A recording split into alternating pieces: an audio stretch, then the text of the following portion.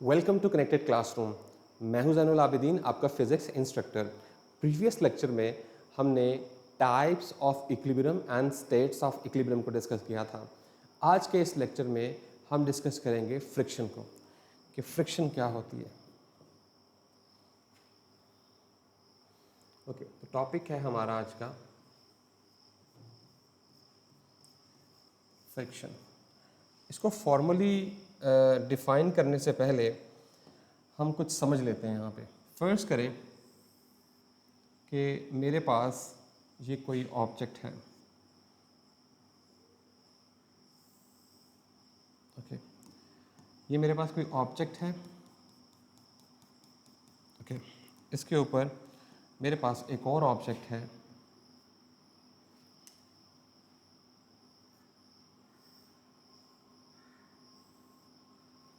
जो कि इसके ऊपर स्लाइड करेगा। ओके, तो ये दो डिफरेंट ऑब्जेक्ट्स जो हैं वो आपको नज़र आ रहे हैं। अगर मैं इस ऑब्जेक्ट के ऊपर यहाँ से फोर्स अप्लाई करूँ तो क्या होगा कि ये ऑब्जेक्ट जो है ये नीचे वाला फिक्स्ड है, ऊपर वाला इसके ऊपर क्या करेगा, स्लाइड करेगा। तो यहाँ पे जो है रेसिस्टेंस प्रोड्यूस होगी। उस रेसिस्टेंस को हम क्या कहते हैं, फ्रिक्शन कहते हैं। और उस रेसिस्टेंस की जो डायरेक्शन है, यानी कि अगर एक्सटर्नल फोर्स की डायरेक्शन ये है, उस डायरेक्शन में है, तो जो फ्रिक्शन है वो बिल्कुल इसके ऑपोजिट डायरेक्शन में होगी और इसे हम स्मॉल एफ से जो है वो डिनोट करते हैं। अगर आप इसको इस तरह कर लें तो मैं आपको और आसान कर देता हूँ।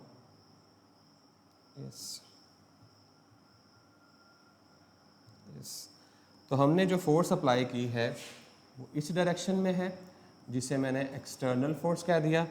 और स्लाइड होने की वजह से ये जो सरफेसेस स्लाइड हो रही हैं, इनकी स्लाइडिंग की वजह से एक फोर्स प्रोड्यूस होगी जो कि क्या करेगी, इस फोर्स को अपोज करेगी। उसको आप क्या कह सकते हैं, फोर्स ऑफ फ्रिक्शन। तो यहाँ से आपने देखा कि फ्रिक्शन की फोर्स एक ऐसी फोर्स है जो कि मोशन को अपोज करती है, क्योंकि ये फोर्स इस ऑब्जेक्ट को उस डायरेक्शन में मूव करवा रही है, जबकि फ्रिक्शन की फोर्स जो है वो बिल्कुल इसके ऑपोजिट लग रही है। तो हम कह सकते हैं, हम इसको डिफाइन कर सकते हैं, the resistance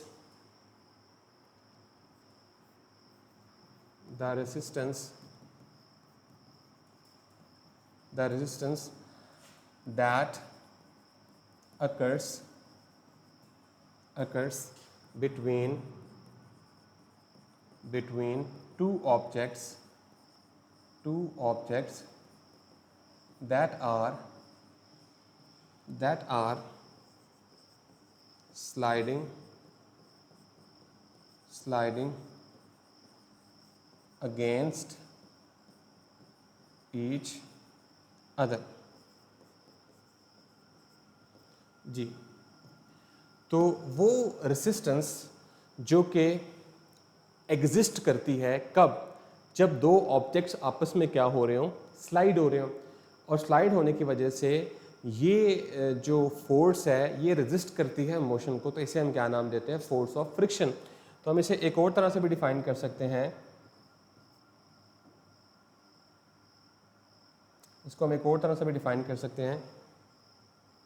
force that opposes the motion of a body। ऐसी फोर्स जो कि मोशन को क्या करती है, अपोज करती है, उसे हम क्या कहते हैं, फ्रिक्शन। क्लियर? अच्छा, अब फ्रिक्शन जो है वो सरफेस के ऊपर भी एक्ट कर सकती है, जैसे मैंने आपको ये दिखाया।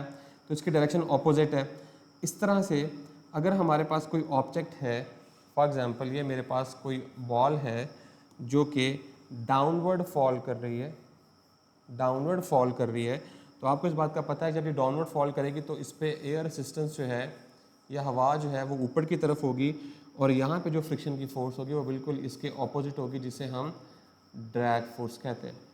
तो फ्रिक्शन की फोर्स जो है वो हमेशा क्या करती है, मोशन के ऑपोजिट होती है, ऑपोजिट एक्ट करती है। और जो दो ऑब्जेक्ट्स हमारे पास स्लाइड हो रहे हैं वो सॉलिड भी हो सकते हैं, वो लिक्विड भी हो सकते हैं। जब ये लिक्विड में रेजिस्टेंस प्रोड्यूस होती है तो वहाँ पे हम इसको नाम दे देते हैं फ्लूइड रेजिस्टेंस या फिर विस्कोसिटी का नाम दे देते हैं। तो ये मतलब डिफरेंट मटेरियल्स में इसके नेम्स डिफरेंट हो सकते हैं, लेकिन कॉन्सेप्ट यही है कि फ्रिक्शन हमेशा अपने काज को क्या करती है, अपोज करती है, मतलब ये मोशन को अपोज करती है। ऑलराइट, तो यहाँ तक तो हो गया हमारा फ्रिक्शन का इंट्रोडक्शन। अब हम आगे चलेंगे। एक बात आपने समझनी है, वो ये है कि माइक्रोस्कोपिक व्यू कैसा होता है इसका। Microscopic view of friction. Actually friction जो है ये क्यों होती है, इसकी वजह क्या है। तो उसी तरह से हमारे पास दो ऑब्जेक्ट्स हैं, इधर ड्रॉ कर लेता हूँ मैं।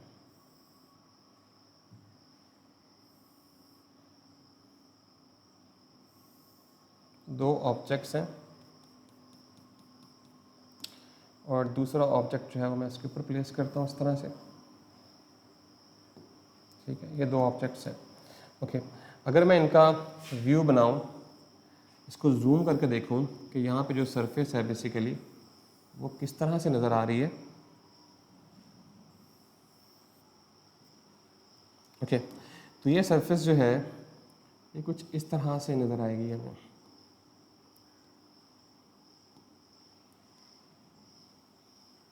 ऐसे। ऑलराइट, तो ये जो आपके पास बेसिकली डायग्राम मैंने बनाई है, ये इसको जूम करके हम इस पॉइंट को जूम करके देख रहे हैं। तो आप यहाँ पे देख रहे हैं कि ये दो सरफेसेस जो हैं वो एग्जैक्टली, बेशक ये दो सरफेसेस आपस में पॉलिश थी, बिल्कुल स्मूथ थी, लेकिन जब हमने माइक्रोस्कोप से देखा तो हमने देखा कि ये रफ है। माइक्रोस्कोपिकली ये सरफेसेस जो हैं ये रफ हैं। अब जब रफ सरफेस होगी तो क्या करेगी, ये इंटरलॉक हो जाएगी। इंटरलॉक का मतलब है कि देखें ये बिल्कुल इसके साथ एडजस्ट होगी। जब ये एडजस्ट होगी ऐसे बिल्कुल इसके साथ, तो इसका स्लाइड करना जो है वो मुश्किल हो जाएगा, और जब मुश्किल होगा तो ज़्यादा फ्रिक्शन जो है वो क्या होगी, प्रोड्यूस होगी। तो इन पॉइंट्स को हम कहते हैं, इन पॉइंट्स को हम कहते हैं कोल्ड वेल्ड्स जी। तो माइक्रोस्कोपिकली ये फ्रिक्शन इस वजह से प्रोड्यूस होती है कि कोल्ड वेल्ड जो है वो कोल्ड वेल्ड यानी सरफेस के ऊपर फॉल करती है, जिसकी वजह से ये दोनों सरफेसेस जो हैं वो लॉक होने की कोशिश करती हैं, और इस वजह से आपको फ्रिक्शन जो है वो महसूस होती है जब दो ऑब्जेक्ट्स जो हैं वो क्या करते हैं, स्लाइड करते हैं। यहाँ तक क्लियर हो गया आपको, ओके। नेक्स्ट है, ये माइक्रोस्कोपिक व्यू था, ओके। नेक्स्ट हम चलते हैं अपनी बुक की तरफ, जहाँ पे हमने डिस्कस करना है। ये देखिए, ये डायग्राम आपको नज़र आ रही है, ओके। तो ये डायग्राम अगर आप देखें, ये देखें, तो ये जो आपको नज़र आ रहे हैं माइक्रोस्कोपिक व्यू में, इन्हें हम क्या कहते हैं, कॉन्टेक्ट पॉइंट भी कहते हैं, और मैंने आपको क्या बताया था अभी, इन्हें हम कोल्ड वेल्ड्स भी कहते हैं। ऑलराइट, ओके, आगे चलते हैं। अब यहाँ पे रिम की बात की गई है। यहाँ पे अगर आप रिम को देखें तो जो ब्रेक्स होती हैं तो आप उन्हें अपने हैंड से क्या करते हैं, प्रेस करते हैं। तो जैसे ही प्रेस करते हैं तो ये लेदर्स जो हैं, ये रिम है और ये लेदर है, ये दोनों आपस में क्या होते हैं, अटैच हो जाते हैं, जिसकी वजह से स्लाइडिंग होती है दोनों के दरमियान। और स्लाइडिंग होने की वजह से यहाँ पे क्या प्रोड्यूस हो जाती है, फ्रिक्शन प्रोड्यूस होती है। और जैसे ही फ्रिक्शन प्रोड्यूस होती है तो जो हमारी बायसाइकिल होती है वो आहिस्ता आहिस्ता जो है वो रुक जाती है। ऑलराइट, अच्छा, अब यहाँ देखें एडवांटेजेस एंड डिसएडवांटेजेस, ये इंपॉर्टेंट क्वेश्चन है। एडवांटेजेस एंड डिसएडवांटेजेस, यहाँ से फ्रिक्शन के बारे में क्वेश्चन आपसे पूछ लिया जाता है। नंबर 1, सबसे पहले जो है वो एडवांटेजेस है। Friction between the soles of our shoes and feet and the ground help us walk. अगर हमारे शूज़ के सोल्स और सरफेस, ग्राउंड की सरफेस में फ्रिक्शन नहीं होगी तो हम नहीं चल सकेंगे। तो फ्रिक्शन यहाँ पे फ्रिक्शन का जो काम है वो पॉजिटिव है, ये एडवांटेज है कि हम इस फ्रिक्शन की वजह से इस ज़मीन के ऊपर मूव कर सकते हैं। Friction between tyre and road helps to drive cars. ये जो फ्रिक्शन है इसकी वजह से हमारा टायर जो है गाड़ी का वो रोड के ऊपर मूव कर सकता है। आपने अक्सर देखा ना, जब गाड़ी जो है वो सैंड में फंस जाए, रेत में फंस जाए, तो वहाँ पे हमारा जो बेसिकली टायर होता है वो रोल तो कर रहा होता है, लेकिन वहाँ पे हमें एडिक्वेट फ्रिक्शन नहीं मिल रही होती, जिसकी वजह से गाड़ी वहाँ से निकल नहीं पाती। यही वजह है कि फ्रिक्शन के होने की वजह से हमारी कार्स जो हैं वो रोड के ऊपर मूव करती हैं। Friction holds the screw and the nails in the wood. तो जब हम स्ट्राइक करते हैं किसी भी नेल को वुड के अंदर, तो वो फ्रिक्शन की वजह से उसके अंदर अटक जाता है। अगर फ्रिक्शन नहीं होगी तो वो इजीली बाहर आ जाएगा, तो हमें उसका कोई फ़ायदा नहीं होगा। तो यहाँ तक जो है वो हमारे पास एडवांटेजेस हैं। अब हम डिस्कस करेंगे डिसएडवांटेजेस। तो पहला डिसएडवांटेजेस है, it slows down moving objects and causes heating of moving parts in machinery. तो जब मशीन के अंदर डिफरेंट पार्ट्स आपस में स्लाइड होते हैं, तो स्लाइड होने की वजह से वहाँ पे फ्रिक्शन प्रोड्यूस होती है, और फ्रिक्शन की वजह से वो पार्ट्स आहिस्ता आहिस्ता जो हैं वो ख़राब होना शुरू होता है, यानी वियर एंड टियर जो है वो मशीनरी में आना स्टार्ट हो जाता है।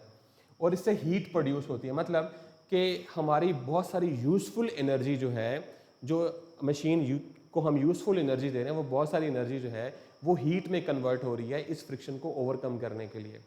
ठीक है, energy is wastage to overcome friction in machinery. जैसे मैंने आपको ये बताया कि हम एनर्जी देते हैं ताकि मशीनरी की जो फ्रिक्शन है उसको ओवरकम किया जा सके, और फ्रिक्शन हमें कुछ बेनिफिट दे सके, जिस मशीनरी हमें कोई बेनिफिट दे सके जिसके लिए हमने वो मशीन बनाई हुई है। All right, produce wear and tear. Produce wear and tear का मतलब है कि आहिस्ता आहिस्ता जो पार्ट्स होते हैं उनमें क्रैक्स आना शुरू हो जाते हैं। जैसे फॉर एग्जांपल हम बाइक राइड करते हैं, तो बाइक का जो इंजन है उसमें आप देखते हैं हीट प्रोड्यूस होती है। वो इस वजह से होती है कि उसके अंदर जो पिस्टन लगा होता है, पिस्टन जो है वो क्या करता है, मूव अप एंड डाउन करता है एक सिलेंडर के अंदर। तो मूव अप एंड डाउन करने की वजह से दो सरफेसेस पिस्टन की और सिलेंडर की जब आपस में स्लाइड होती हैं तो वहाँ पे फ्रिक्शन प्रोड्यूस होती है, और उस फ्रिक्शन को ओवरकम करने के लिए इंजन फिर पेट्रोल यूज़ करता है। तो petrol is a source of energy. तो एनर्जी का बहुत सारा हिस्सा जो है, ऑलमोस्ट अगर हम उसको 100% फ्यूल दे रहे हैं तो एटलीस्ट 70% जो है वो इस फ्रिक्शन को ओवरकम करने के लिए यूज़ होता है, जिसके रिजल्ट में जो है वो हीट जनरेट होती है। ऑल राइट, नेक्स्ट देखते हैं। ये तो हो गया आपके पास। अगर आप गौर करें तो मैंने आपके साथ ये 3 एडवांटेजेस डिस्कस किए हैं, ये एडवांटेजेस हैं, और ये जो 3 हैं आपके पास, ये मेरे पास क्या है, डिसएडवांटेजेस। तो क्वेश्चन आ जाता है कि write down advantages and disadvantages of A friction. यहाँ तक क्लियर हो गया आपको? ओके, नाउ आगे चलते हैं।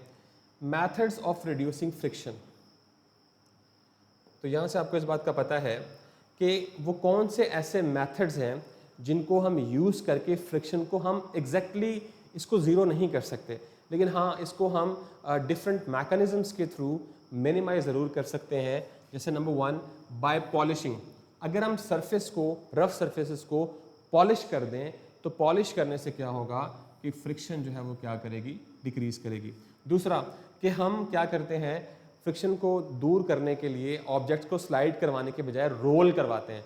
तो रोल करवाने के लिए हमें व्हील चाहिए होता है, और व्हील के शाफ्ट के अंदर हम बॉल बेरिंग यूज़ करते हैं जो कि फ्रिक्शन को मिनिमाइज करता है। तो बॉल बेरिंग को यूज़ करके जो रोलिंग ऑब्जेक्ट्स हैं उनकी फ्रिक्शन को क्या किया जा सकता है, कम किया जा सकता है। कि this method convert sliding friction is converted into rolling friction by using the ball bearings. देखें, बॉल बेरिंग्स आपने यूज़ किए हैं, जैसे यहाँ पे भी नीचे बने भी आएंगे, मैं आपको दिखा देता हूँ। तो ये देखें, ये एक सरफेस है बॉल बेरिंग की, इसके दरमियान में छोटी छोटी मेटल बॉल हैं, ये मेटल बॉल्स हैं, और ये दूसरी सरफेस है। तो इन मेटल बॉल्स की वजह से ये दोनों सरफेसेस अपने एक दूसरे के साथ स्लाइड हो जाती हैं, तो ईजिली स्लाइड हो जाती हैं। अगर ये बीच में मेटल बॉल्स नहीं होंगी तो ये इनका कॉन्टैक्ट एरिया बढ़ जाएगा। तो कॉन्टैक्ट एरिया बढ़ेगा तो उससे फ्रिक्शन बढ़ेगी। तो हम क्या करते हैं, बॉल बेरिंग्स को यूज़ करके हम स्लाइडिंग फ्रिक्शन को रोलिंग फ्रिक्शन जो है उसमें क्या कर लेते हैं, कन्वर्ट कर लेते हैं। यहाँ तक क्लियर हो गया आपको? अच्छा, उसके बाद मैंने आपको बताया, यहाँ देखिए हम ये डिस्कस कर रहे थे, यस। तो बाय यूजिंग बॉल बेरिंग, पहला पॉलिशिंग था, दूसरा बॉल बेरिंग, तीसरा बाय अप्लाइंग लुब्रिकेंट्स। तो आपने देखा होगा कि बाइक्स के अंदर हम मोबाइल यूज़ करते हैं। तो वो मोबाइल क्या करता है कि वो इंजन के अंदर जो डिफरेंट पार्ट्स जो आपस में स्लाइड हो रहे होते हैं उनके दरमियान फ्रिक्शन को रिड्यूस करता है। तो ऑयलिंग और ग्रीसिंग के ज़रिए भी हम फ्रिक्शन को क्या कर सकते हैं, मिनिमाइज कर सकते हैं।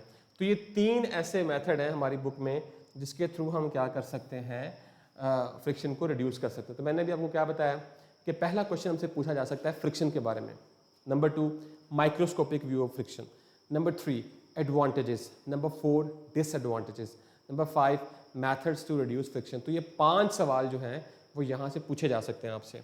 ओके, नेक्स्ट हम मूव करते हैं। हमारे पास 2 तरह की फ्रिक्शंस होती हैं, ये देखें, रोलिंग फ्रिक्शन और स्लाइडिंग फ्रिक्शन। इसके लिए हम ज़रा देख लेते हैं अपना white board, black board. Okay, तो सबसे पहले है sliding friction.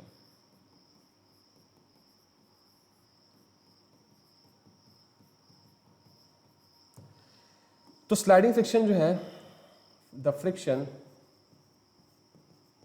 Friction between two objects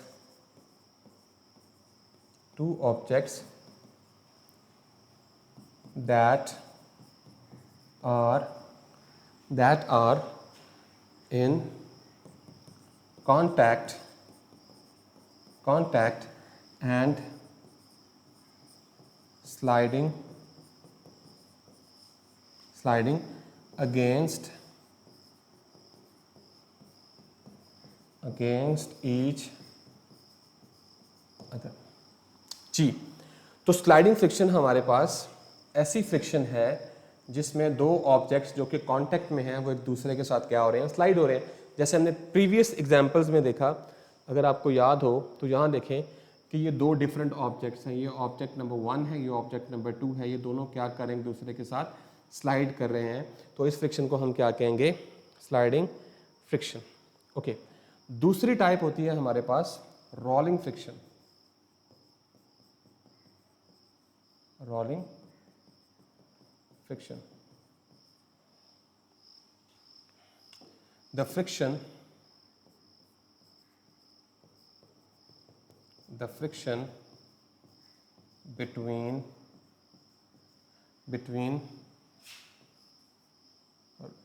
between two objects, या आप कह लें द फ्रिक्शन बिटवीन, या आप इसको कह लें इस तरह से और आसान डिफाइन कर लेते हैं हम इसको, the friction that occurs when object rolls on a surface। तो जब ऑब्जेक्ट जो है वो क्या कर रहा हो, सरफेस के ऊपर रोल कर रहा हो। जैसे आपको पता है कि लेट्स से कि ये हमारे पास एक व्हील है,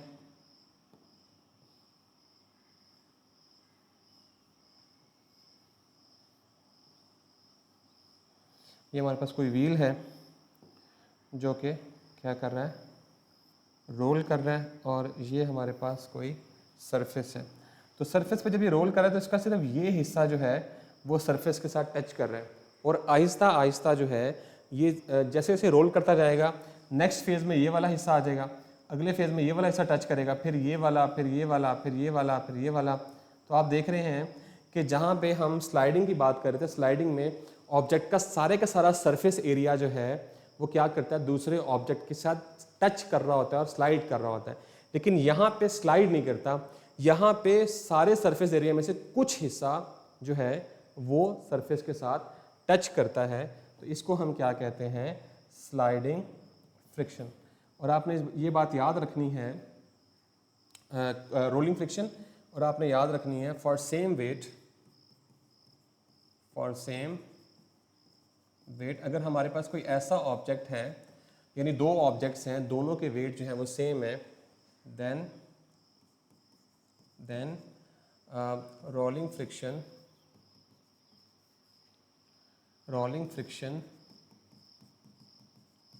is 2 to 3 times less than sliding friction। And और इसके पीछे रीज़न क्या है? And reason is that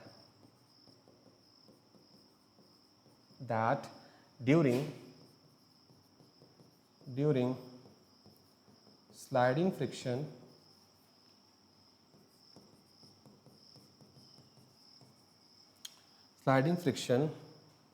maximum area slides continuously, maximum area जो है वो कॉन्टिन्यूसली स्लाइड करता है and surfaces interlocked and produce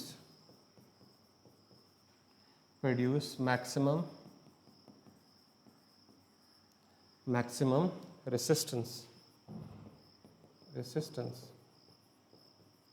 while in rolling friction only a small part of whole surface touch the point of other surface and does not slide but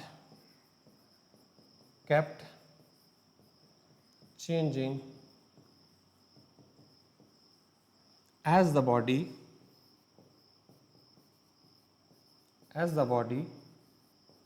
rolls। जी, होता ये है कि ये क्वेश्चन बड़ा important है।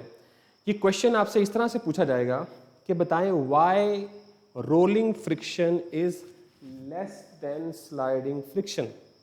Alright, तो आपसे पूछा जाएगा कि बताएं कि रोलिंग फ्रिक्शन जो है वो स्लाइडिंग फ्रिक्शन से कम क्यों है।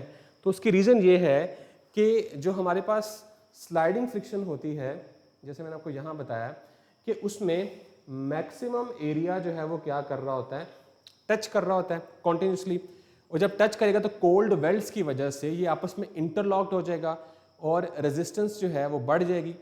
लेकिन जैसे ही हम रोलिंग फ्रिक्शन को देखेंगे, जैसे मैंने यहाँ बताया कि इस पूरी सरफेस में से सिर्फ एक ये हिस्सा जो है वो क्या कर रहा है, वो टच कर रहा है इसको, दूसरी सरफेस को। तो यहाँ पे हमारे पास एरिया जो है, एरिया ऑफ कांटेक्ट जो है वो रोलिंग फ्रिक्शन में कम हो जाता है, और एरिया ऑफ कांटेक्ट कम होने की वजह से हमारी फ्रिक्शन जो है वो भी क्या हो जाती है, रिड्यूस हो जाती है। तो आपने याद रखना है कि ये वो रीज़न है जिसकी वजह से रोलिंग फ्रिक्शन जो है वो स्लाइडिंग फ्रिक्शन से कम है। जैसे मैंने आपको बताया, and the reason is that during sliding friction maximum area slide continuously and surfaces interlocked. तो सरफेसेस जो हैं वो आपस में क्या हो जाती हैं, इंटरलॉक्ड हो जाती हैं, और उससे क्या होता है कि मैक्सिमम रेजिस्टेंस जो है वो प्रोड्यूस होती है। जबकि रोलिंग फ्रिक्शन में सिर्फ सारी सरफेस का कुछ हिस्सा जो है वो उस दूसरी सरफेस के पॉइंट को टच करता है और वो स्लाइड नहीं करता, बल्कि वो चेंज होता है जैसे जैसे बॉडी जो है वो रोल करती जाती है। तो ये इस क्वेश्चन का आंसर है। ये क्वेश्चन अक्सर पूछा जाता है, बार बार पूछा जाता है कि why sliding friction is less than why rolling friction is less than sliding friction, और उसका आंसर मैंने आपको यहाँ पे लिख के प्रोवाइड कर दिया। ऑलराइट, तो आज के लेक्चर में हमने फ्रिक्शन को स्टडी किया, हमने फ्रिक्शन की दो डेफिनेशंस देखी, जैसे मैं आपको रिपीट करवा देता हूँ।